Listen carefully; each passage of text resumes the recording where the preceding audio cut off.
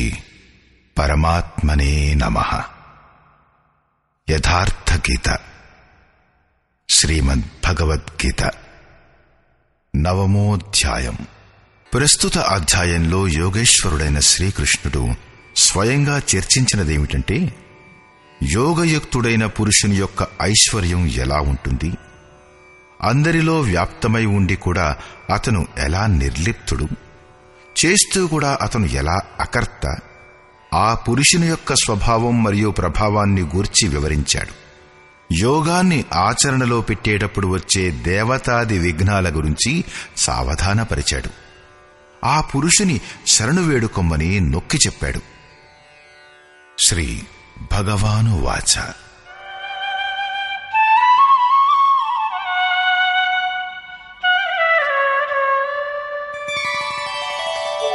ఇదంతు తే గుహ్యతమం ప్రవక్ష్యామ్యనసూయవే జ్ఞానం విజ్ఞానసహితం యజ్ఞాత్వా మోక్ష్యసే శుభాత్. యోగేశ్వరుడైన శ్రీకృష్ణుడు ఇలా అన్నాడు. అర్జున, అసూయారహితుడవైన నీకు నేను ఈ పరమ గోపనీయ జ్ఞానాన్ని విజ్ఞాన సహితంగా చెబుతాను. అంటే ముక్తి పొందిన తరువాత మహాపురుషుడు ఉండే విధానం కూడా చెబుతాను. ఆ మహాపురుషుడు సర్వత్రా ఒకేసారిగా ఎలా కర్మ చేస్తాడు, అతను జాగృతిని ఎలా ప్రదానం చేస్తాడు, ఆత్మతో కూడి రథుడై ఎల్లప్పుడూ ఎలా ఉంటాడు అనేవి. యత్ జ్ఞాత్వా, దీనిని సాక్షాత్తుగా తెలుసుకుని నీవు దుఃఖసాగరం నుంచి ముక్తుడవైపోతావు. ఆ జ్ఞానం ఎలాంటిది, దీనిని గూర్చంటాడు.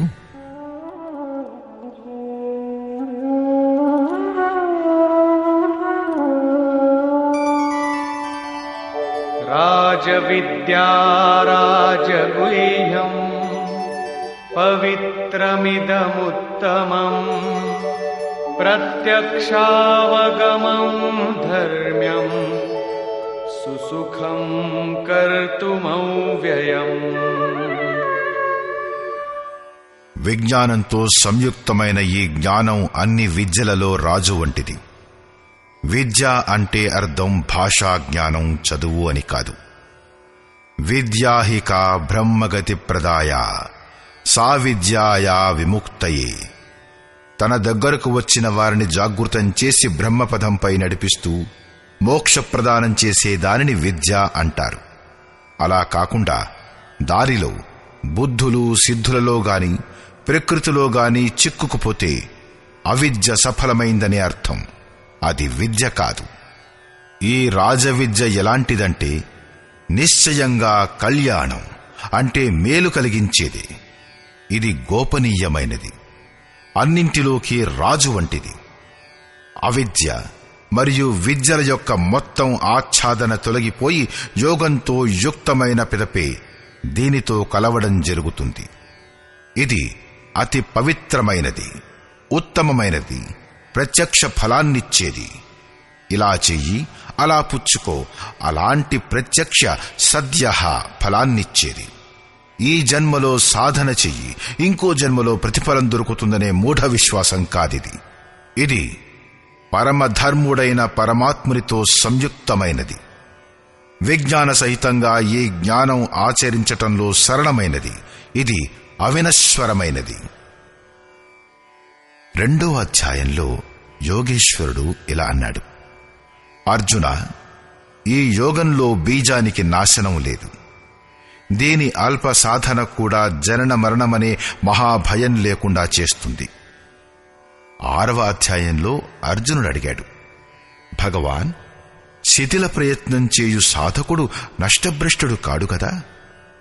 శ్రీకృష్ణుడు చెప్పాడు, అర్జున, మొదట కర్మను అర్థం చేసుకోవడం చాలా అవసరం.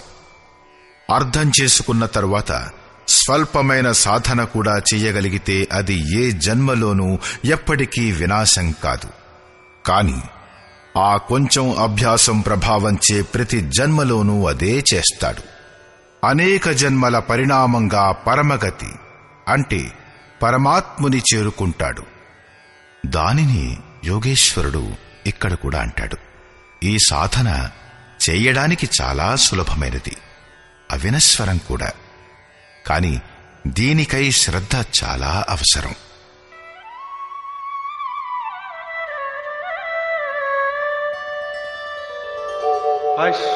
అశ్రద్ధధానాః పురుషా ధర్మస్యాస్య పరంతప అప్రాప్య మాం నివర్తంతే మృత్యు సంసారవర్త్మని.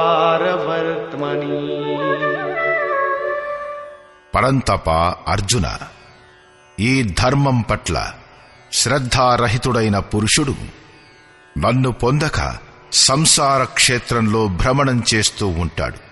ఇందువల్ల శ్రద్ధ అనివార్యమైనది. మీరు ప్రపంచం కంటే అతీతులా? దీనిని కూర్చంటాడు. మయా తతమిదం సర్వం జగదవ్యక్తమూర్తినా మత్స్థాని సర్వభూతాని నచాహం తేష్వస్థితః. నా యొక్క అవ్యక్త స్వరూపంచే ఈ జగత్తంతా వ్యాప్తమై ఉంది. అంటే నేను ఏ స్వరూపంలో స్థితుడనై ఉన్నానో అది సర్వత్రంగా వ్యాపించి ఉంది. ప్రాణులందరూ నాలో స్థానాన్ని పొందారు, కాని నేను వారిలో స్థితుడనై లేను. ఎందుకంటే నేను అవ్యక్త స్వరూపంలో స్థితుడనై ఉన్నాను. మహాపురుషుడు ఏ అవ్యక్త స్వరూపంలో స్థితుడై ఉన్నాడో అక్కడి నుంచే మాట్లాడతాడు. ఇదే క్రమంగా ఇలా అంటాడు.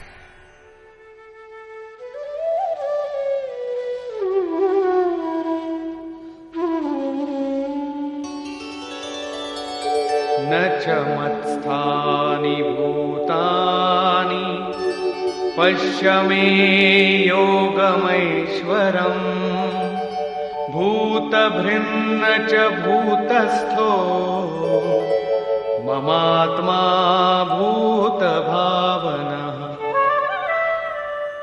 వాస్తవానికి అన్ని భూతాలు కూడా నాలో స్థితమై లేవు.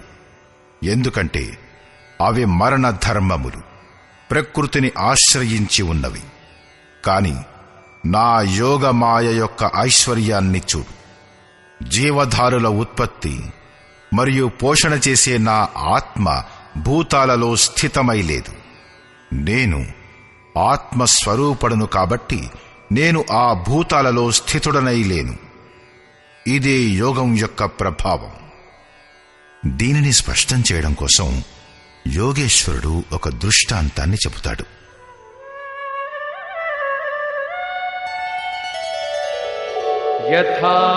యథాకాశస్థితో నిత్యం వాయుః సర్వత్ర గో మహాన్ తథా సర్వాణి భూతాని మత్స్థానీత్యుపధారయ. ఆకాశంలోనే ఉత్పన్నమయ్యే మహా గొప్ప వాయువు ఆకాశంలోనే ఎల్లప్పుడూ స్థితమై ఉంటుంది. కాని దానిని మలినం చెయ్యలేదు. సరిగ్గా అలాగే సంపూర్ణ భూతాలు నాలో స్థితమై ఉన్నాయి. సరిగ్గా ఇదే విధంగా నేను ఆకాశంలాగానే నిర్లిప్తుడను. అవి నన్ను మలినం చెయ్యలేవు. ప్రశ్న పూర్తయింది. ఇదే యోగం యొక్క ప్రభావం. ఇప్పుడు యోగి ఏం చేస్తాడు? దీనిని గూర్చి అంటాడు.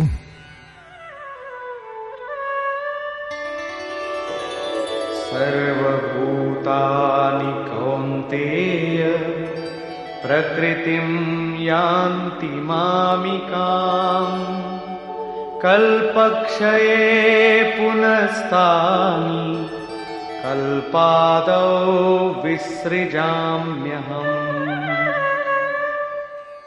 అర్జున, కల్ప విలయ కాలంలో అన్ని భూతాలు నా ప్రకృతిని అంటే నా స్వభావాన్ని పొందుతాయి. కల్పం మొదట్లో నేను వాటిని మళ్లీ మళ్లీ విసృజామి, విశేష రూపంతో సృజిస్తాను. అవి మొదటి నుండి ఉండేవే, కాని వికృతమై ఉండేవి. వాటిని సృష్టిస్తాను, అలంకరిస్తాను. ఏవైతే అచేతనంగా ఉన్నాయో వాటిని జాగృతం చేస్తాను, కల్పం కోసం ప్రేరేపిస్తాను. కల్పం అంటే తాత్పర్యం ఉత్తానోన్ముఖ పరివర్తనం. ఆసురీ సంపద నుంచి వెలువడి ఎలా పురుషుడు దైవీ సంపదలోకి ప్రవేశం పొందుతాడో అక్కడి నుంచే కల్పం ఆరంభమవుతుంది. ఎప్పుడైతే ఈశ్వర భావం ప్రాప్తమవుతుందో అప్పుడే కల్పం విలయమైపోతుంది. భజన యొక్క ఆరంభం కల్పం యొక్క ఆది.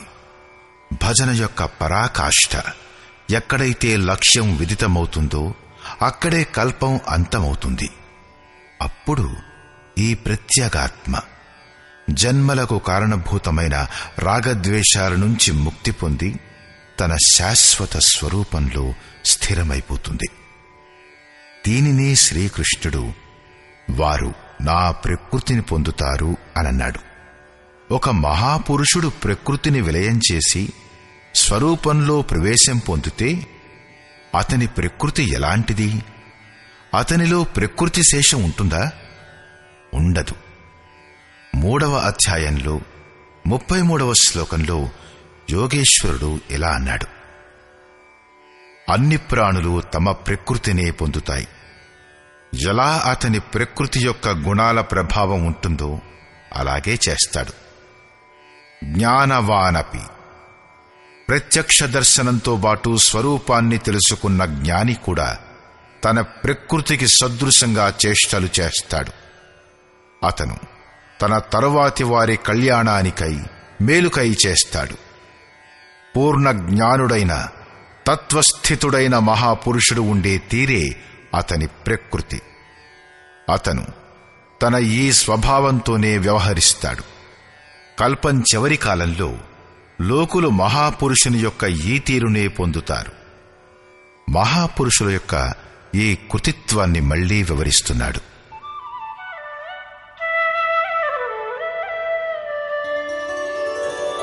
ప్రకృతిం స్వామవష్టభ్య విసృజామి పునః పునః భూతగ్రామమిమం కృత్స్నం అవశం ప్రకృతేర్వశాత్. తమ ప్రకృతిని అంటే మహాపురుషులు ఉండే తీరుని స్వీకరించి ప్రకృతేర్వశాత్ తమ తమ స్వభావంలో స్థితమైన ప్రకృతి యొక్క గుణాలచే పరవశమైన ఈ సంపూర్ణ భూతాల సముదాయాన్ని నేను మళ్లీ మళ్లీ విసృజామి, విశేషంగా సృజిస్తాను, విశేష రూపంతో అలంకరిస్తాను. వాటిని తమ స్వరూపం వైపుకు అగ్రసరులవ్వడానికి ప్రేరేపిస్తాను. అలాంటప్పుడు మీరు ఈ కర్మచే బంధించబడ్డారు.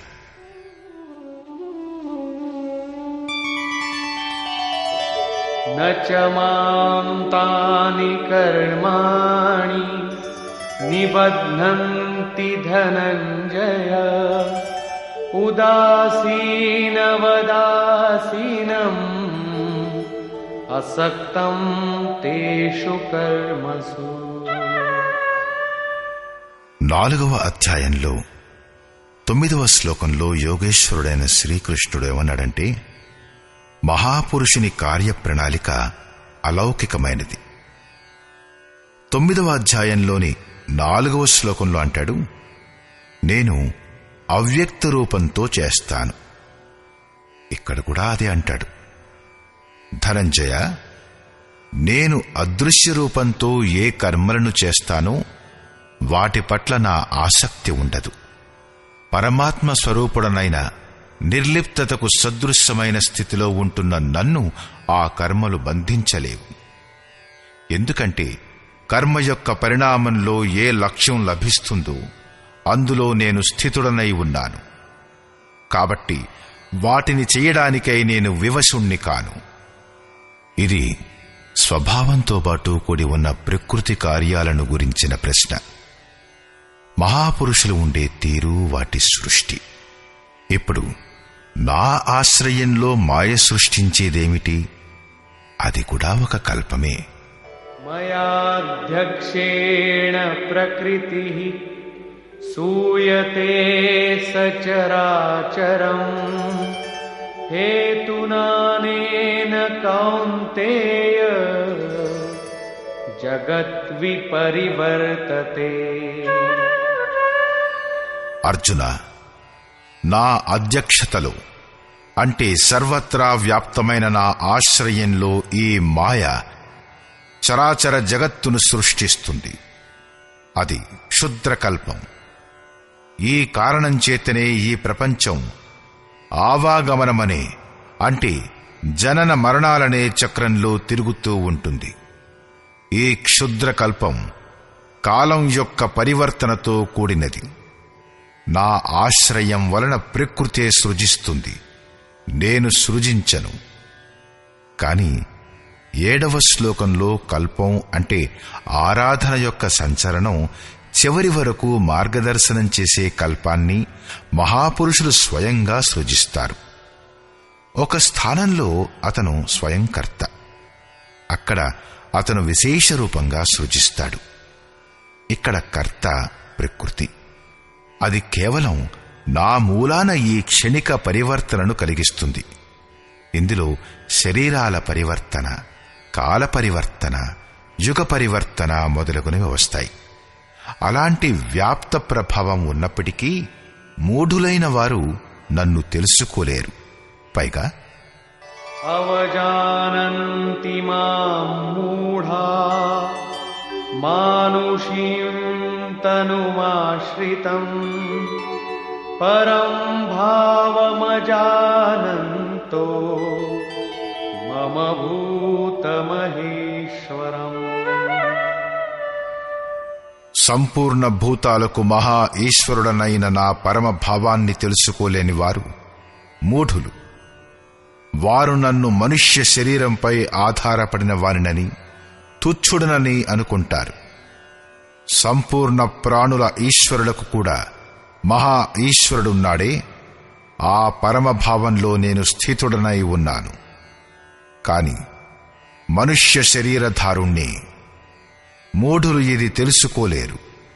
వారు నన్ను మనుష్యుడంటూ సంబోధిస్తారు. వారి దోషం కూడా ఏముంది? వారెప్పుడు చూసినా మహాపురుషుని యొక్క శరీరమే కదా కనిపించేది. మీరు మహా ఈశ్వర భావంలో స్థితుడైనట్లున్నారని ఎలా తెలుసుకోగలరు? వారెందుకు చూడలేరు? దీనిని గుర్చంటాడు.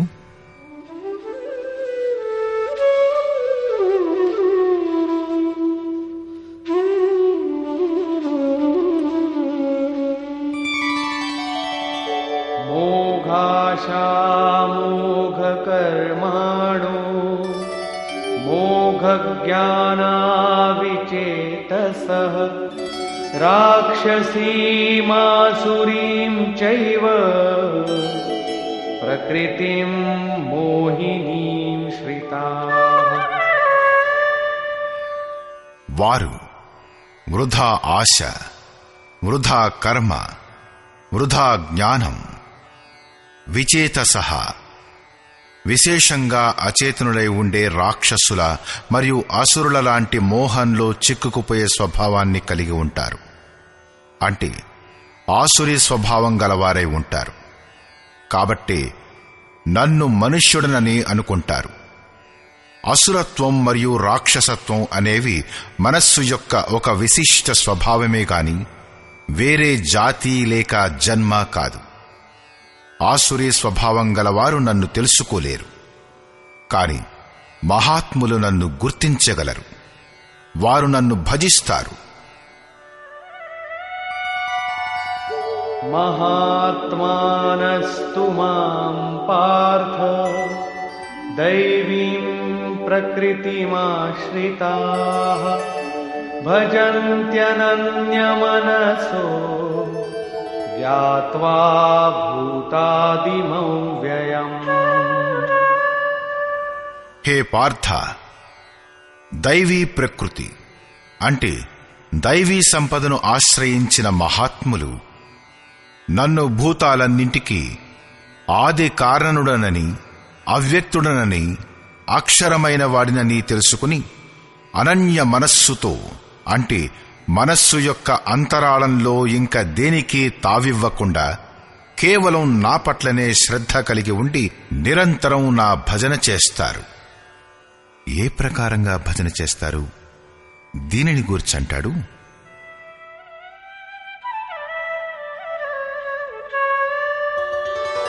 సతతం కీర్తయంతో మాం యతంతశ్చ దృఢవ్రతాః నమస్యంతశ్చ మాం భక్త్యా నిత్యయుక్తా ఉపాసతే.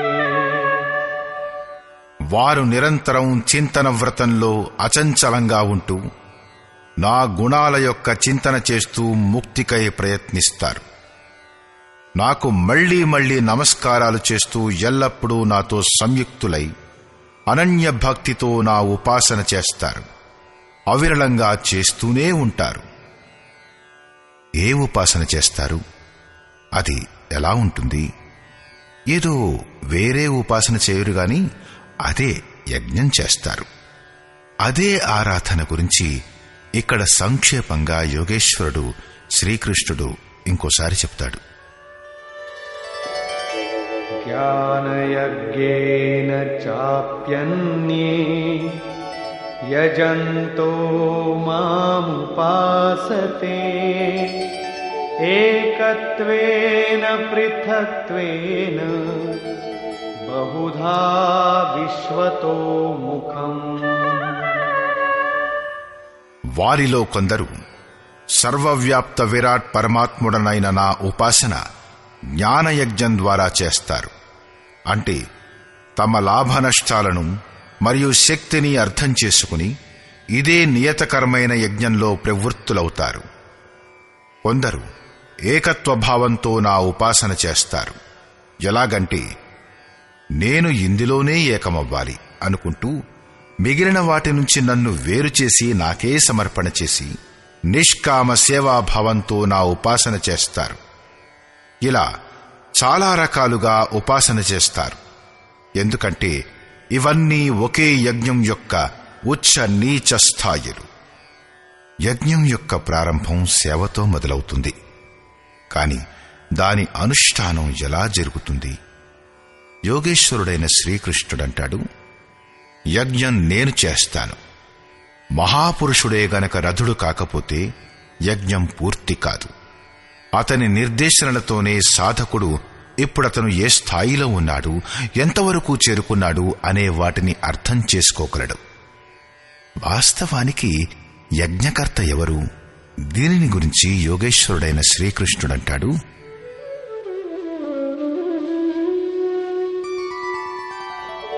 అహం క్రతురహం యజ్ఞః స్వధాహమహమౌషధం మంత్రోహమహమేవాజ్యం అహమగ్నిరహం హుతం. కర్తను నేనే. వాస్తవానికి కర్త వెనక ఉండి ప్రేరకుడి రూపంలో ఎప్పుడూ సంచాలన చేసేది ఇష్టదైవమే. కర్త ద్వారా చేయబడేది నేను ఇచ్చింది. యజ్ఞం నేనే. యజ్ఞం అనేది ఆరాధన యొక్క విధి విశేషం.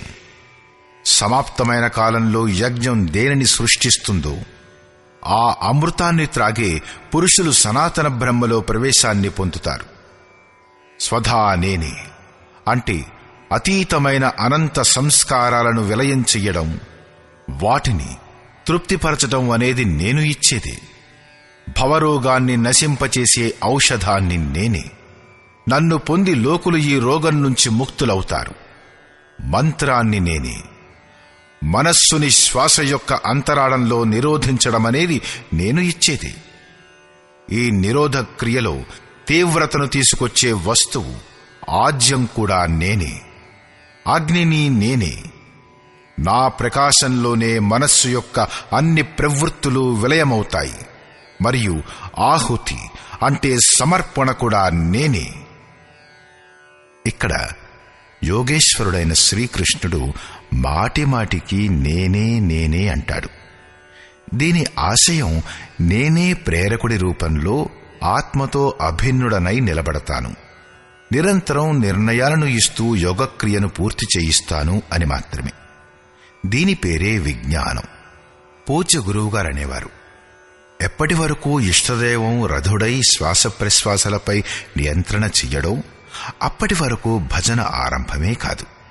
ఎవరైనా సరే 1,00,000 సార్లు కళ్ళు మూసినా, భజన చేసినా, శరీరాన్ని తప్పింపజేసినా సరే, ఎప్పటి వరకు ఏ పరమాత్ముని కొరకై మన కోరిక కలదో, ఏ స్థాయిలో మనం నిలబడ్డామో అతను ఆ స్థాయికి దిగి ఆత్మతో అభిన్నుడై జాగృతం కాడో అప్పటి వరకు సరైన పరిమాణంలో భజన స్వరూపం అర్థం కాదు. కాబట్టి గురువుగారనేవారు, నా స్వరూపాన్ని పట్టుకో, అన్నీ నేనిస్తాను అని. శ్రీకృష్ణుడు అంటాడు, అన్నీ నా వలన అవుతాయి అని.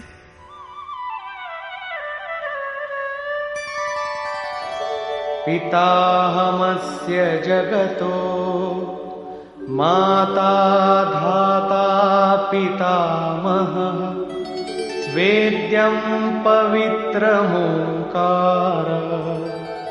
రిక్సామయజురేవ చ. అర్జున, నేనే సంపూర్ణ జగత్తు యొక్క ధాత అంటే ధరించేవాడను, పిత అంటే పాలన చేసేవాడను, మాత అంటే ఉత్పన్నం చేసేవాడను, పితామహ అంటే మూల ఉద్గమాన్ని, దానిలో అందరూ ప్రవేశం పొందుతారు.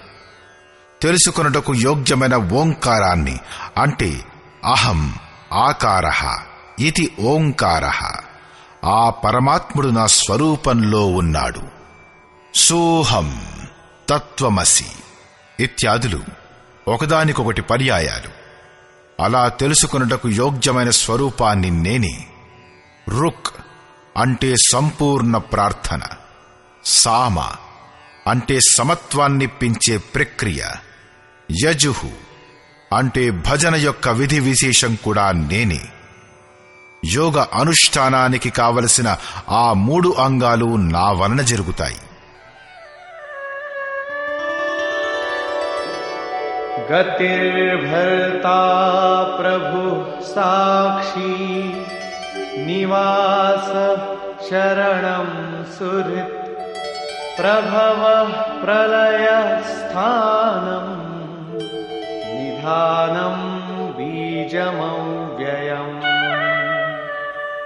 హే అర్జున, గతి అంటే ముక్తి పొందడానికి యోగ్యమైన పరమగతిని, భర్త అంటే భరణ పోషణ చేసేవాడను, అందరికీ స్వామిని, సాక్షి అంటే ద్రష్టరూపంలో స్థితుడనై అంతా తెలుసుకునేవాడిని, అందరి వాసస్థానాన్ని శరణునివ్వడానికి యోగ్యుడను, అకారణమైన ప్రేమికుడను, మిత్రుడను, ఉత్పత్తి మరియు ప్రళయం అంటే శుభాశుభ సంస్కారాల యొక్క విలయం మరియు అవినాశానికి కారణం నేనే.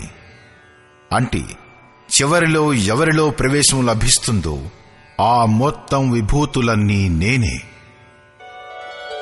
తపామ్యహమహం వర్షం నిగృహ్ణామ్యుత్సృజామి చ అమృతం చైవ మృత్యుశ్చ సదసచ్చాహమర్జున. నేను సూర్యుని రూపంతో తపిస్తాను, వర్షాన్ని ఆకర్షిస్తాను. మృత్యువు కంటే అతీతమైన అమృతతత్వం, మృత్యువు, సత్యం మరియు అసత్యం అన్నీ నేనే. అంటే ఎవరైతే పరమ ప్రకాశాన్ని ప్రదానం చేస్తాడో ఆ సూర్యుణ్ణి నేనే. అప్పుడప్పుడు భజన చేసేవారు నేను అసత్యమని అనుకుంటారు, వారు మృత్యువును కోరుకుంటారు. తర్వాత ఈ ప్రకారంగా అంటాడు, त्रैविद्यामां सोमपाः पूतपापा यज्ञैरिष्ट्वा स्वर्गतिं प्रार्थयन्ते ते पुण्यमासाद्य सुरेन्द्रलोकम् अश्नन्ति दिव्यान् दिवि देवभोगान्. ఆరాధనా విద్యకు 3 వంగాలు. రుక్, సామ, యజుర్ అంటే ప్రార్థన, సమత్వ ప్రక్రియ. యజ్ఞాన్ని ఆచరించేవారు సోమం అంటే చంద్రుడి క్షీణ ప్రకాశాన్ని పొందేవారు. పాపాల నుంచి ముక్తులై పవిత్రులైన పురుషులు యజ్ఞం యొక్క ఆ నిర్ధారిత ప్రక్రియ ద్వారా నన్నే తమ ఇష్టరూపంలో పూజించి స్వర్గం కోసం ప్రార్థిస్తారు. ఇదే అసత్తు యొక్క కోరిక. దీని వలన వారు మృత్యువును పొందుతారు, పునర్జన్మ కలుగుతుంది. వారు పూజించేది నన్నే, అదే నిర్ధారిత విధి ద్వారానే పూజిస్తారు. కాని ప్రతిఫలంగా స్వర్గం యాచిస్తారు. ఆ పురుషులు వారి పుణ్యఫల రూపంగా ఇంద్రలోకాన్ని పొంది స్వర్గంలో దేవతల దివ్య భోగాలను అనుభవిస్తారు. అంటే ఆ భోగాలు కూడా నేనే ఇస్తాను. ते तं भुक्त्वा स्वर्गलोकं विशालम् क्षीणे पुण्ये मर्त्यलोकं विशन्ति एवं त्रयी धर्ममनुप्रपन्ना गतागतं कामकामा लभन्ते. వారు ఆ విశాల స్వర్గాన్ని అనుభవించి పుణ్యం క్షీణించిన తరువాత మృత్యులోకాన్ని అంటే జన్మ మృత్యువులను పొందుతారు. ఈ ప్రకారంగా త్రయీధర్మం, ప్రార్థన, సమత్వం మరియు యజ్ఞం యొక్క 3 విధులచే ఒకే రకపు యజ్ఞం యొక్క అనుష్ఠానం చేసేవారు నా శరణు పొంది కూడా కోరికలు గల పురుషులు మళ్లీ మళ్లీ జనన మరణాలను అంటే పునర్జన్మలను పొందుతారు. కాని వారి మూలం నాశనం కాదు. ఎందుకంటే ఈ పదంలో బీజానికి నాశనం లేదు. కాని ఏ ప్రకారమైన కోరికలు కోరని వారికి ఏం లభిస్తుంది?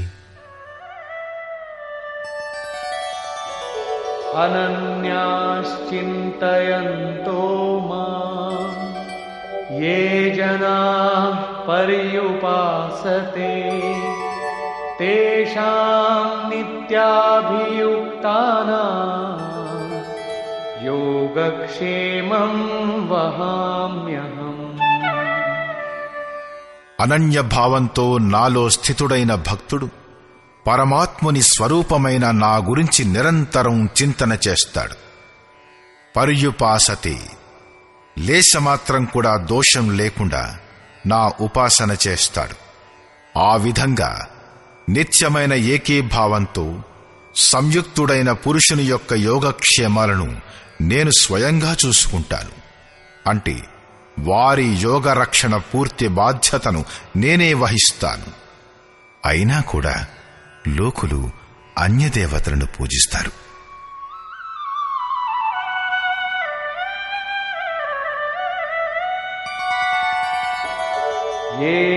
येऽप्यन्यदेवता भक्ता यजन्ते श्रद्धयान्विताः तेऽपि मामेव कौन्तेय यजन्त्यविधिपूर्वकम्. కౌంతేయ, శ్రద్ధతో యుక్తుడైన ఏ భక్తుడైనా సరే వివిధ దేవతలను పూజించిన వారు కూడా నన్నే పూజించిన వారవుతారు. ఎందుకంటే దేవతలంటూ అనేవారెవరూ లేరు కదా.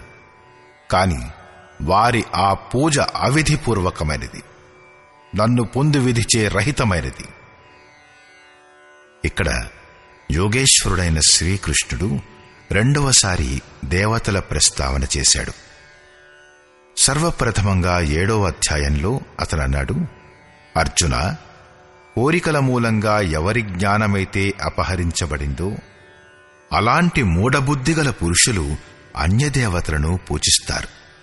వారు పూజ చేసే చోట దేవత పేరుగల సక్షమమైన శక్తి అంటూ ఏదీ లేదు. కాని రావి చెట్టు, రాయి, భూత భవానీ లేక ఎక్కడైనా సరే వారికి శ్రద్ధ ఏర్పడుతుంది. కాని నిజానికి అక్కడ ఎలాంటి దేవత లేదు. నేను సర్వత్రా ఉన్నాను. ఆ స్థానంలో నేనే నిలబడి వారి దైవీ శ్రద్ధను ఆయా స్థానాలలో స్థిరపరుస్తాను. నేనే ప్రతిఫలం విధానాన్ని ఏర్పాటు చేస్తాను, ప్రతిఫలాన్నిస్తాను. ప్రతిఫలం నిశ్చయంగా లభిస్తుంది, కాని వారి ప్రతిఫలం నశించేదే. ఈరోజు ఉంటే రేపు అనుభవించడానికుంటుంది, మరుసటి రోజు వినష్టమైపోతుంది. కాని నా భక్తుడు నాశనం కాడు. అపహరించబడిన జ్ఞానం గల ఆ మూఢ బుద్ధి గలవారే అన్యదేవతలను పూజిస్తారు. ప్రస్తుత అధ్యాయం 9లో 23 నుంచి 25వ శ్లోకం వరకు యోగేశ్వరుడైన శ్రీకృష్ణుడు మళ్లీ ఇలా చెబుతాడు: అర్జున, ఎవరైనా సరే శ్రద్ధతో వివిధ దేవతలను పూజిస్తారో వారు నిజానికి నన్నే పూజిస్తారు, కాని అవిధిపూర్వకంగా చేస్తారు. అక్కడ దేవతలు అనే పేరుతో సక్షమమైన వస్తువంటూ ఏదీ లేదు. వారిని పొందడానికి చేసిన విధానం తప్పు. ఇప్పుడు కలిగే ప్రశ్న ఏమిటంటే, వారు కూడా అప్రత్యక్షంగా మిమ్మల్నే పూజిస్తారు, ప్రతిఫలాన్ని పొందుతారు కూడా. మరి అందులో దోషం ఏమిటి? అహం హి సర్వయజ్ఞానాం భోక్తా చ ప్రభురేవ చ న తు మామభిజానంతి తత్వేనాతశ్చ వంతి తే. సంపూర్ణ యజ్ఞాల యొక్క భోక్త అంటే యజ్ఞం ఎవరిలోనైతే విలయమవుతుందో, యజ్ఞ పరిణామంగా ఎవరు దొరుకుతారో అది నేనే. స్వామిని కూడా నేనే. కాని వారు నన్ను తత్వంతో సహా తెలుసుకోలేరు. కాబట్టి చవంతి పడిపోతారు, పతనం చెందుతారు. అంటే వారప్పుడప్పుడు అన్యదేవతల పాల్పడతారు. ఎప్పటి వరకు తత్వంతో సహా తెలుసుకోలేరు అప్పటి వరకు కోరికల నుండి కూడా పతనమైపోతారు. వారి గతేమిటి?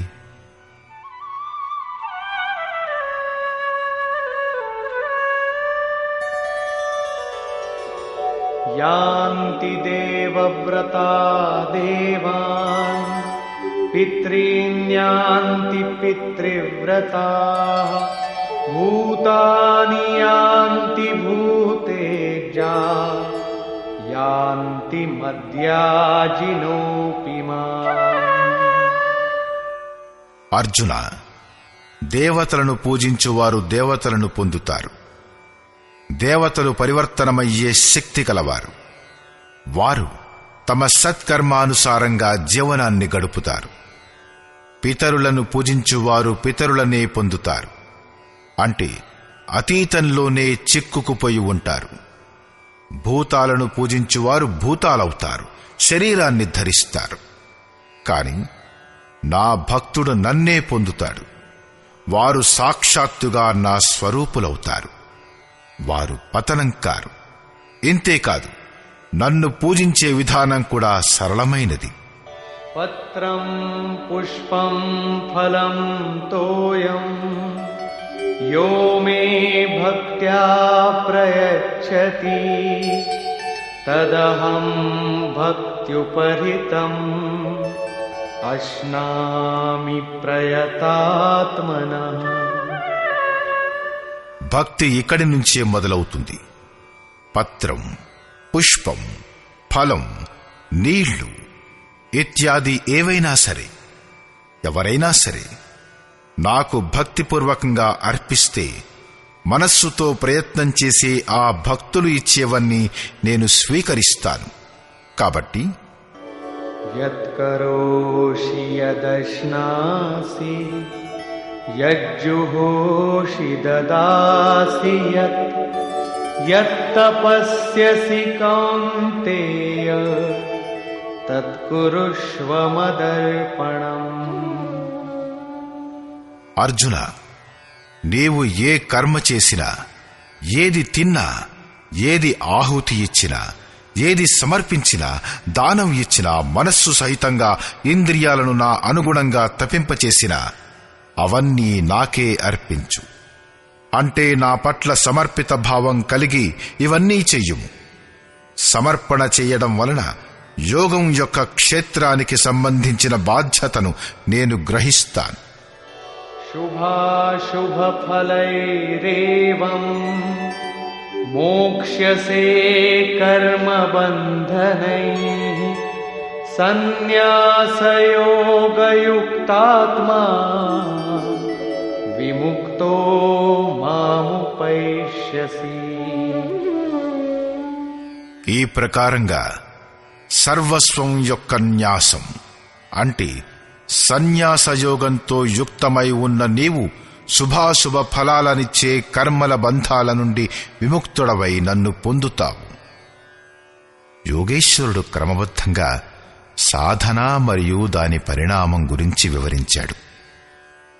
మొదటి పత్రం, పుష్పం, ఫలం, జలం వీటిని పూర్తి శ్రద్ధతో అర్పణ. రెండవదిగా సమర్పణతో కూడిన కర్మ యొక్క ఆచరణ. ఇంకా మూడవది పూర్ణ సమర్పణతో సర్వస్వత్యాగం. వీటి ద్వారా కర్మబంధాల నుండి విముక్తి లభిస్తుంది. ముక్తి వలన ఏం లభిస్తుంది అంటే ఇలా అన్నాడు, నన్ను పొందవచ్చు అని. ఇక్కడ ముక్తి మరియు ప్రాప్తి పొందటం అనేవి ఒకదానికొకటి పూరకాలు.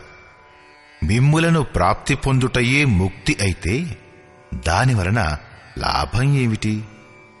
దీనిని గూర్చంటాడు,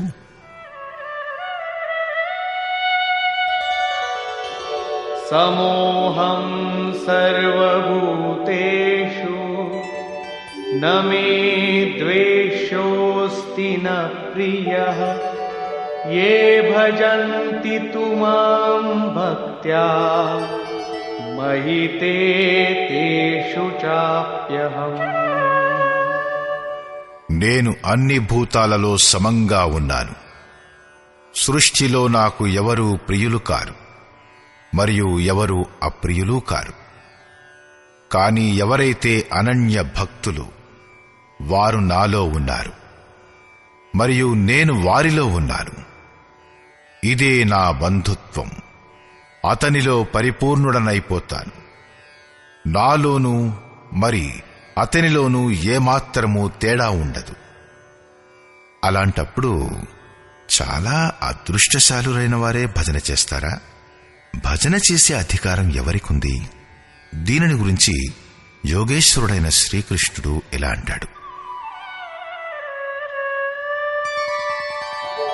అపి చేత్ సుదురాచారో భజతే మామనన్యభాక్ సాధురేవ సమంతవ్యః సమ్యగ్ వ్యవసితో హి సః. అత్యంత దురాచారుడైనా కూడా అనన్యభావంతో అంటే నన్ను తప్పించి ఇంకే వస్తువు లేక దేవతను భజించక కేవలం నన్నే నిరంతరం భజిస్తే అతను కూడా సాధువు అనే అనబడతాడు. ఇప్పుడతను ఇంకా సాధువు కాలేదు, కాని అతను సాధువు అవ్వడంలో సందేహం కూడా లేదు. ఎందుకంటే అతను యథార్థమైన నిశ్చయంతో మొదలుపెట్టాడు. కాబట్టి భజన మీరు కూడా చేయొచ్చు. కాని ఒకే ఒక షరతు ఏమిటంటే మీరు మనుష్యులై ఉండాలి. ఎందుకంటే మనుష్యుడే యథార్థమైన నిశ్చయం కలవాడవుతాడు. గీత పాపులను ఉద్ధరిస్తుంది. క్షిప్రం భవతి ధర్మాత్మా శశ్వచ్ఛాంతిం నిగచ్చతి కౌంతేయ ప్రతిజానీహి న మే భక్తః ప్రణశ్యతి. ఈ భజన యొక్క ప్రభావం వలన ఆ దురాచారుడు కూడా శీఘ్రంగానే ధర్మాత్ముడైపోతాడు. పరమధర్మ పరమాత్మునితో సంయుక్తుడైపోతాడు. ఎల్లప్పుడూ ఉండే పరమశాంతిని పొందుతాడు. కౌంతేయ, నా భక్తుడు ఎప్పటికీ నష్టం కాడని ఈ నిశ్చయపూర్వకమైన సత్యాన్ని నీవు తెలుసుకొనుము. ఒక జన్మలో గనక దాటలేకపోతే తరువాత జన్మల్లో కూడా అదే సాధన చేసి శీఘ్రంగానే పరమశాంతిని పొందుతాడు. కాబట్టి సదాచారికి దురాచారికి అంతెందుకు, అందరికీ భజన చేసే అధికారం ఉంది.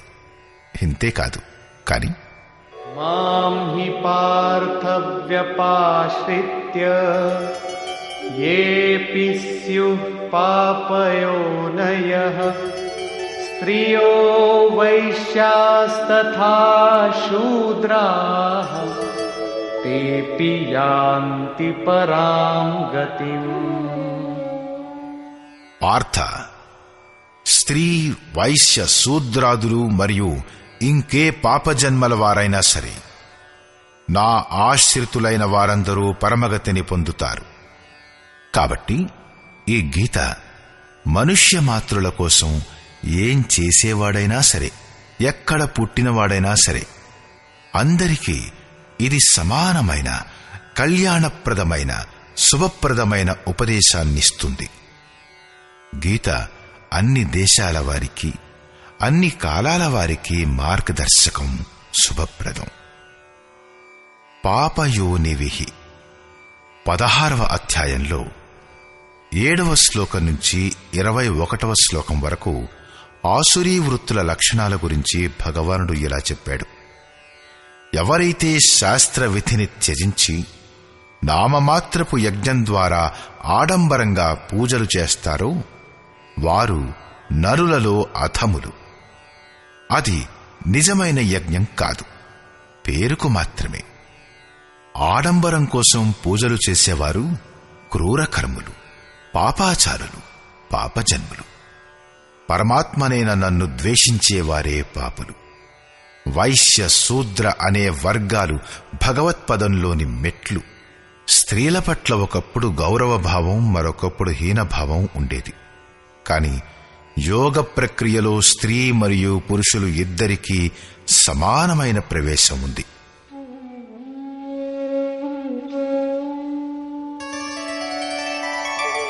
కిం పునర్బ్రాహ్మణా పుణ్యా భక్తా రాజర్షయస్తథా అనిత్యమసుఖం లోకం ఇమం ప్రాప్య భజస్వ మాం. అలాంటప్పుడు బ్రాహ్మణ మరియు క్షత్రియ శ్రేణి భక్తుల గురించి ఏం చెప్పాలి? బ్రాహ్మణమనేది ఒక దశా విశేషమే. అందులో బ్రహ్మలో ప్రవేశం ఇప్పించే అన్ని యోగ్యతలు ఉంటాయి. శాంతి, ఆర్జవం, అనుభవంతో కూడిన ఉపలబ్ధి, ధ్యానం మరియు ఇష్టదైవం యొక్క నిర్దేశానుసారం ఎవరిలోనైతే ఆచరణ చేసేటటువంటి సామర్థ్యం ఉంటుందో ఇవే బ్రాహ్మణ దశకు లక్షణాలు. రాజర్షులైన క్షత్రియులలో బుద్ధుల, సిద్ధుల సంచారం, శౌర్యం, ఆధిపత్య భావం, వెనుకంజ వేయని స్వభావం ఉంటాయి.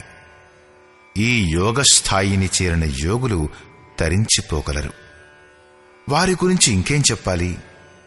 కాబట్టి అర్జున, నీవు సుఖరహిత క్షణభంగురమైన ఈ మనుష్య శరీరాన్ని పొంది నన్నే భజించు. ఈ నశ్వర శరీరం పట్ల మమకారం, దాని పోషణలో సమయాన్ని వ్యర్థం చెయ్యవద్దు. యోగేశ్వరుడైన శ్రీకృష్ణుడు ఇక్కడ 4వసారిగా బ్రాహ్మణ, క్షత్రియ, వైశ్య, శూద్రుల గురించి చర్చించాడు. 2వ అధ్యాయంలో అతనన్నాడు, క్షత్రియుడికి కళ్యాణం కోసం యుద్ధం కన్నా వేరే మార్గం లేదు. 3వ అధ్యాయంలో అతనన్నాడు, స్వధర్మ పాలనలో మరణం కూడా శ్రేయస్కరమే. 4వ అధ్యాయంలో అతను సంక్షేపంగా అన్నాడు, 4 వర్ణాల సృష్టి నేను చేశాను.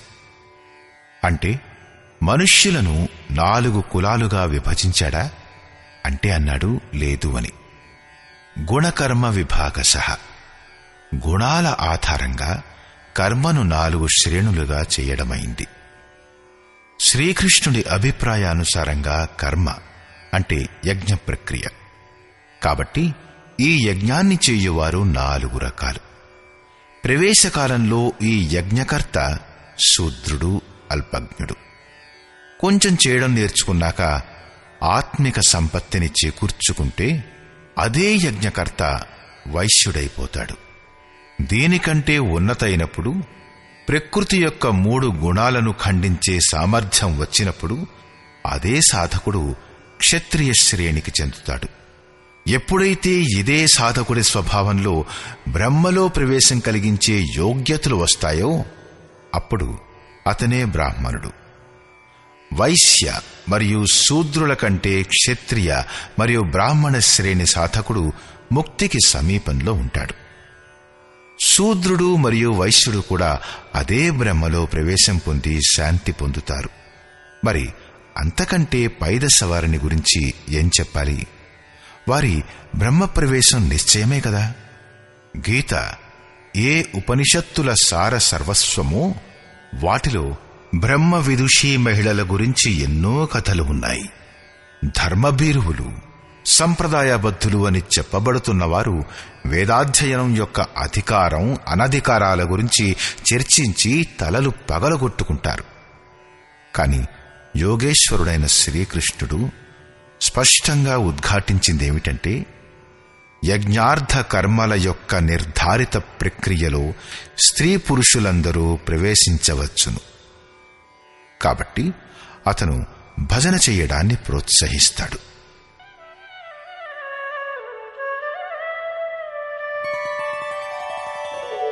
మన్మనా భవ మద్భక్తో మద్యాజీ మాం నమస్కురు మామే వైష్యసి యుక్త్వైవం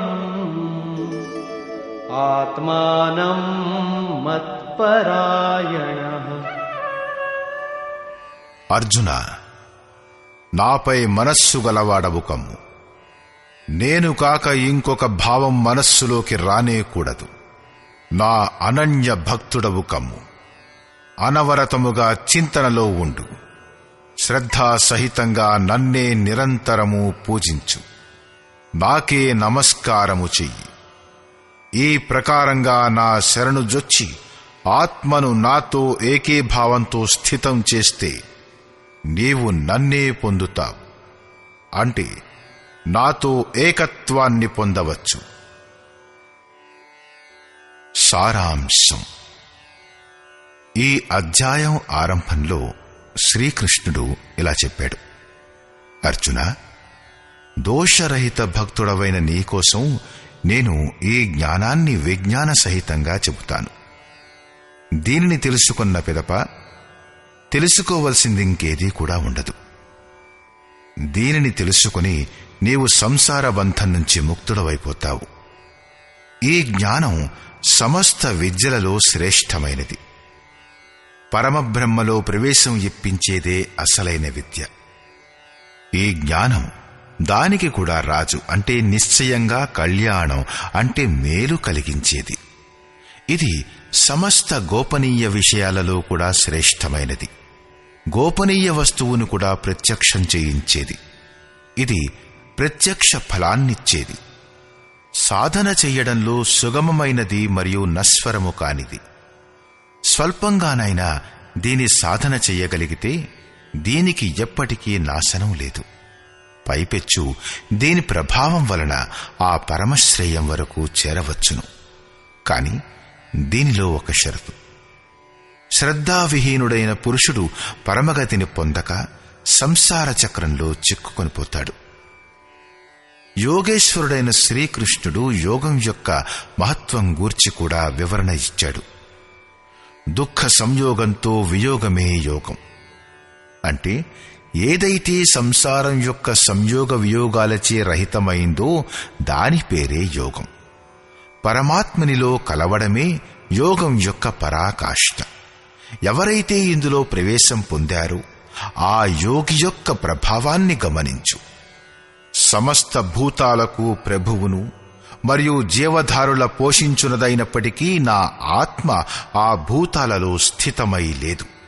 నేను ఆత్మస్వరూపంలో స్థితమై ఉన్నాను. నేను ఆత్మనే. ఎలాగైతే ఆకాశంలో ఉత్పన్నమై సర్వత్రా చరించే వాయువు ఆకాశంలో స్థితమై ఉన్నా దానిని మలినం చెయ్యలేవు, అలాగే సమస్త భూతాలు నాలో స్థితమై ఉన్నా వాటిలో లిప్తుడను కాను. అర్జున, కల్ప ప్రారంభంలో నేను భూతాలను విశేషంగా సృష్టిస్తాను, అలంకరిస్తాను. మరియు కల్పం పూర్తయ్యే కాలంలో సంపూర్ణ భూతాలు నా ప్రకృతిని, అంటే యోగారూఢుడైన మహాపురుషుడు ఉండే తీరుని, వారి అవ్యక్త భావాన్ని పొందుతాయి. మహాపురుషుడు ప్రకృతి కంటే అతీతమైన వాడే. కాని బ్రహ్మ ప్రాప్తి పెదప స్వభావ, అంటే స్వయంలో స్థితుడై ఉంటూ లోక కళ్యాణం కోసం ఏ కర్మ చేస్తాడో అది అతని ఒక రకపు జీవన విధానం. అతని జీవన విధానపు కార్యకలాపాలను ఆ మహాపురుషుని ప్రకృతి అంటూ చెప్పారు. ఒక సృష్టికర్తను నేను. భూతాలను కల్పం కోసం ప్రేరేపిస్తాను. ఇంకో సృష్టికర్త త్రిగుణాత్మకమైన ప్రకృతి. అది నా నీడన చరాచర భూతాలను సృష్టిస్తుంది. అది కూడా ఒక కల్పమే. అందులో శరీర పరివర్తనం, స్వభావ పరివర్తనం, మరి కాల పరివర్తనం అనేవి నిహితమై ఉంటాయి. గోస్వామి తులసీదాసు కూడా అదే అంటారు. ఏక్ దుష్ట్ అతిశయ దుఃఖ రూప జాబస్ జీవు పరాభవ కూప. ప్రకృతికి రెండు భేదాలు, విద్య మరియు అవిద్య. దీనిలో అవిద్య దుష్టమైనది, దుఃఖరూపమైనది. దీనికి వివశమై జీవుడు భవకూపంలో ఉన్నాడు. దీనిచే ప్రేరితమైన జీవుడు కాలము, కర్మ, స్వభావము మరియు గుణములచే చుట్టబడతాడు. రెండవది విద్యామాయ. దీనినే శ్రీకృష్ణుడు నేను రచిస్తాను అంటాడు. గోస్వామి తులసీదాసు అభిప్రాయంలో ప్రభువే మాయని రచించాడు. ఏక రచయీ జగగుణ బసు జాకే ప్రభు ప్రేరిత నహిం నిజ బలతాకే. ఇది జగత్తును సృష్టిస్తుంది. దీన్ని ఆశ్రయించుకుని గుణాలు ఉన్నాయి. కళ్యాణకారి అయిన గుణాలు కేవలం ఈశ్వరునిలోనే ఉన్నాయి. ప్రకృతిలో ఎలాంటి గుణమూ లేదు. అది నశించున్నది. విద్యలో ప్రభువే ప్రేరకుడై క్రియ చేస్తాడు. ఈ ప్రకారంగా కల్పాలు రెండు రకాలు.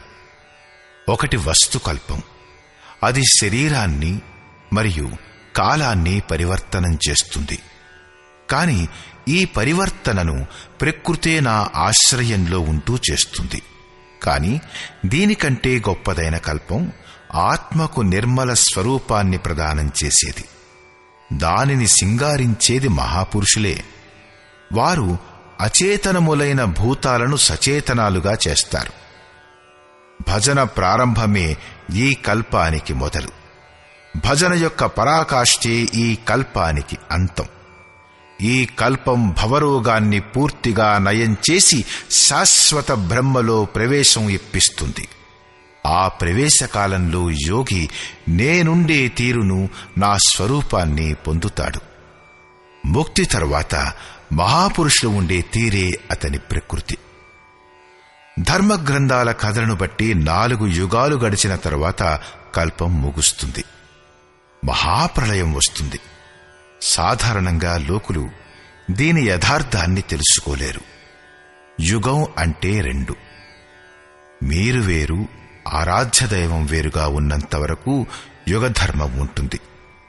గోస్వామి తులసీదాసు రామచరితమానస ఉత్తరకాండలో దీని గురించి చర్చించారు. ఎప్పుడు తామసీ గుణం కార్యం చేస్తూ ఉంటుందో, రజోగుణం అల్పమాత్రంగా ఉంటుందో, 4 వైపులా వైరులు విరోధులు ఉంటారో అలాంటి వ్యక్తి కలియుగంలో ఉండేవాడు. అతను భజన చెయ్యలేడు. కాని సాధన ప్రారంభమైనప్పుడు యుగ పరివర్తనం జరుగుతుంది. రజోగుణం పెరగడం మొదలవుతుంది. తమో గుణం క్షీణమవుతూ పోతుంది. కొంచెం సత్వగుణం కూడా స్వభావంలోకి వస్తుంది. హర్షం మరియు భయం అనే ద్వంద్వాలు ఉంటాయి. అప్పుడు అదే సాధకుడు ద్వాపరం దశలోకి వస్తాడు. క్రమంగా సత్వగుణం బహుళమైనప్పుడు రజోగుణం స్వల్పంగా ఉండిపోతుంది. ఆరాధనా కర్మ పట్ల ఆసక్తి పెరుగుతుంది. అలాంటి త్రేతాయుగంలో విషయాలను వదిలివేయగల స్థితిలో ఉన్న సాధకుడు అనేక యజ్ఞాలు చేస్తాడు. యజ్ఞానాం జపయజ్ఞోస్మి. యజ్ఞశ్రేణికి చెందిన జపం చేసే సామర్థ్యం ఉంటుంది. ఎప్పుడైతే సత్వగుణం మాత్రం ఉండి అసమానత నశించి సమత్వం వస్తుందో అప్పుడు కృతయుగం అంటే కృతార్థయుగం లేక సత్యయుగం ప్రభావం వస్తుంది. ఆ సమయంలో యోగులందరూ వైజ్ఞానికులవుతారు. ఈశ్వర స్థితిలో లీనమయ్యేవారవుతారు. స్వాభావికంగానే ధ్యానస్థుడయ్యే సామర్థ్యం వారిలో ఏర్పడుతుంది. వివేకశీలురు యుగధర్మాల పెరుగుదల తరుగుదలను మనస్సులోనే అర్థం చేసుకుంటారు. మనస్సుని నిరోధించడం కోసం అధర్మాన్ని పరిత్యజించి ధర్మంలో ప్రవృత్తులవుతారు. నిరుద్ధమైన మనస్సు కూడా విలయమైపోయినప్పుడు యుగాలతో బాటుగా కల్పం కూడా అంతమైపోతుంది. పూర్ణత్వంలో ప్రవేశం ఇప్పించి కల్పం కూడా శాంతమైపోతుంది. ఇదే ప్రళయం అంటే. అప్పుడు ప్రకృతి పురుషునిలో విలీనమైపోతుంది. దీని తరువాత మహాపురుషుడు ఏ తీరుగా ఉంటాడో అదే అతని ప్రకృతి, అతని స్వభావం. యోగేశ్వరుడైన శ్రీకృష్ణుడంటాడు, అర్జున, మూఢులు నన్ను తెలుసుకోలేరు. ఈశ్వరులకు ఈశ్వరుడునైన నన్ను తుచ్చుడనని అనుకుంటారు. సాధారణ మనుష్యుడుగా భావిస్తారు. ప్రతి మహాపురుషుని పట్ల ఇటువంటి భ్రమ ఏర్పడింది. సమకాలీన సమాజం అతన్ని ఉపేక్షించింది. అతని పట్ల విరోధభావం చూపించింది. శ్రీకృష్ణుడు కూడా దీని నుండి తప్పించుకోలేకపోయాడు. అతనంటాడు, నేను పరమభావంలో స్థితుడనై ఉన్నాను, కాని నా శరీరం కూడా మనుష్యుడిదే. కాబట్టి మూఢులు నన్ను తుచ్చుడని మనుష్యుడని సంబోధించారు. అలాంటివారు వ్యర్థంగా బ్రహ్మపదాన్ని ఆశించేవారు, వ్యర్థంగా కర్మ చేసేవారు, వ్యర్థమైన జ్ఞానం గలవారు. ఏదో ఒకటి చేసేసి మాకు కోరికలు లేవు అనేస్తే చాలు, వారు నిష్కామకర్మయోగులైపోతారా? ఆ ఆసురీ స్వభావం గలవారు నన్ను చూడలేరు. కాని దైవీ సంపదను పొందిన వారు అనన్యభావంతో నా ధ్యానం చేస్తారు. నా గుణాలను గురించి నిరంతరం చింతన చేస్తారు. అనన్య ఉపాసన అంటే యజ్ఞార్థ కర్మ. దానికి రెండే మార్గాలు. మొదటిది జ్ఞానయజ్ఞం అంటే తమ విశ్వాసంతో తమ శక్తిని అర్థం చేసుకుని ఆ నియత కర్మలో ప్రవృత్తులవ్వడం. రెండవ విధి స్వామి సేవక భావం. దానిలో సద్గురువు పట్ల సమర్పిత భావం కలిగి ఉండి అదే కర్మను చేయడం. ఈ రెండు దృష్టులతోనే లోకులు నన్ను ఉపాసిస్తారు. కాని వారి ద్వారా చేయబడే ఆ యజ్ఞం, ఆ ఆహుతి, ఆ కర్త, శ్రద్ధ మరియు భవరోగానికి చికిత్స జరిగే ఔషధి అవన్నీ నేనే. చివరకు ఏ గతి అయితే ప్రాప్తిస్తుందో అది కూడా నేనే. ఇదే యజ్ఞాన్ని లోకులు త్రైవిద్య, ప్రార్థన, యజ్ఞం మరియు సమత్వం ఇప్పించే విధులతో నెరవేరుస్తారు. కాని దానికి బదులుగా స్వర్గాన్ని కోరుకుంటారు. అప్పుడు నేను స్వర్గాన్ని కూడా ఇస్తాను. దాని ప్రభావం వలన వారు ఇంద్ర పదవిని పొందుతారు. దీర్ఘకాలం దాకా దానిని అనుభవిస్తారు. కాని పుణ్యం క్షీణించినప్పుడు వారు పునర్జన్మను పొందుతారు. వారి క్రియ సరి అయినదే, కాని భోగాలను కోరుకోవడం వలన పునర్జన్మను పొందుతారు. కాబట్టి భోగాలను కోరుకోరాదు. ఎవరైతే అనన్యభావంతో అంటే నేను తప్పించి ఇంకొకరు లేరు ఇలాంటి భావంతో నిరంతరం నా చింతన చేస్తారో, లేశమాత్రం కూడా లోటు ఉండనివ్వరో, అలా ఎవరైతే నా భజన చేస్తారో వారి యోగ రక్షణ భారాన్ని నేను వహిస్తాను. ఇంత జరిగినా కూడా కొందరు అన్యదేవతలను పూజిస్తారు. అట్టివారు కూడా నన్నే పూజిస్తారు, కాని అది నన్ను పొందే విధి కాదు. సంపూర్ణ యజ్ఞాల భోక్తగా వారు నన్ను తెలుసుకోలేరు. అంటే వారి పూజలకు ఫలంగా నేను లభించను. కాబట్టి వారు పతనమైపోతారు. వారు దేవతలు, భూతాలు లేక పితరులనే కల్పిత రూపాలలో నివసిస్తారు. అలాగాక నా భక్తులు సాక్షాత్తు నాలో నివసిస్తారు, నా స్వరూపులైపోతారు.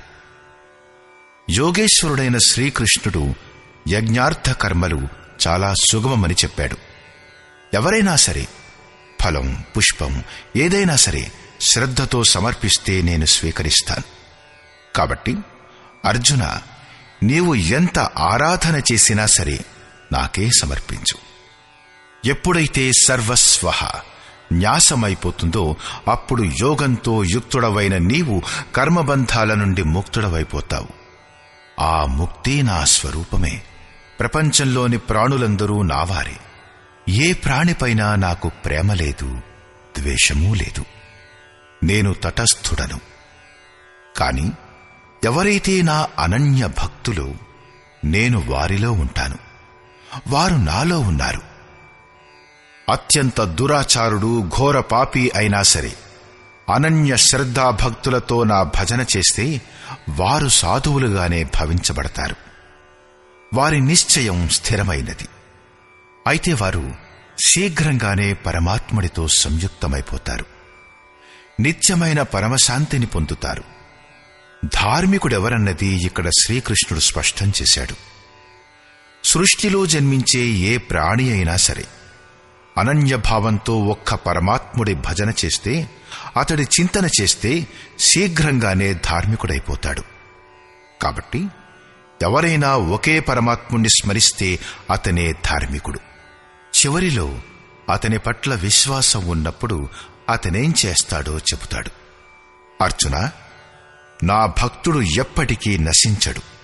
శూద్రుడైనా, నీచుడైనా, ఆదివాసుడైనా, పురుషుడైనా, లేదా స్త్రీ అయినా, లేక పాపజన్ముడైనా, తిర్యగ్జన్ముడైనా కూడా నా శరణుజొచ్చి పరమశ్రేయాన్ని పొందుతాడు. కాబట్టి అర్జున, సుఖరహితమైన, క్షణభంగురమైన, దుర్లభమైన మనుష్య శరీరాన్ని పొందినందువలన నా భజన చెయ్యి. అలాంటప్పుడు బ్రహ్మలో ప్రవేశం ఇప్పించే అర్హతలతో యుక్తుడైన ఆ బ్రాహ్మణుని గురించి గాని, లేక రాజర్షిత్వ స్థాయిలో భజన చేసే ఆ యోగి గురించి గాని చెప్పేదేముంటుంది? వారు తరించిపోయినట్లే. కాబట్టి అర్జున, నిరంతరం నాలో మనస్సు గలవాడివి కమ్ము. నిరంతరం నాకు నమస్కారం చెయ్యి. ఈ ప్రకారంగా నా శరణులోకి వచ్చిన నీవు నన్నే పొందుతావు. అక్కడి నుంచి వెనుకకు రానవసరం ఉండదు. అంటే పునర్జన్మ ఉండదు. ప్రస్తుత అధ్యాయంలో శ్రీకృష్ణుడు స్వయంగా జాగృతం చేసే ఆ విద్యను చర్చించడమైంది. అది రాజవిద్య. అది ఒక్కసారి జాగృతమైతే నిశ్చయంగా కళ్యాణం చేస్తుంది. ఓం తత్సదితి. శ్రీమద్భగవద్గీతాసూపనిషత్సు బ్రహ్మ విద్యాయాం యోగశాస్త్రే శ్రీకృష్ణార్జున సంవాదే రాజవిద్యాః జాగృతిః నామ 9మోऽధ్యాయః. ఈ ప్రకారంగా శ్రీమద్భగవద్గీత రూపమైన ఉపనిషత్తు మరియు బ్రహ్మ విద్య మరియు యోగశాస్త్ర విషయంలో శ్రీకృష్ణార్జున సంవాదంలో రాజవిద్యా జాగృతి అనే పేరుగల 9వ అధ్యాయం పూర్తయింది. ఇది శ్రీమత్ పరమహంస పరమానందస్య శిష్య స్వామి అడగడానంద కృతే శ్రీమద్భగవద్గీతాయాః యథార్థగీతా భాష్యే రాజవిద్యా జాగృతి నామ 9మోऽధ్యాయః. ఈ ప్రకారంగా శ్రీమత్ పరమహంస పరమానందగారి శిష్యుడు స్వామి అడగడానందగారిచే రచించబడిన శ్రీమద్భగవద్గీత యొక్క భాష్యం యథార్థగీతలో రాజవిద్యా జాగృతి అనే 9వ అధ్యాయం పూర్తయింది. హరి ఓం.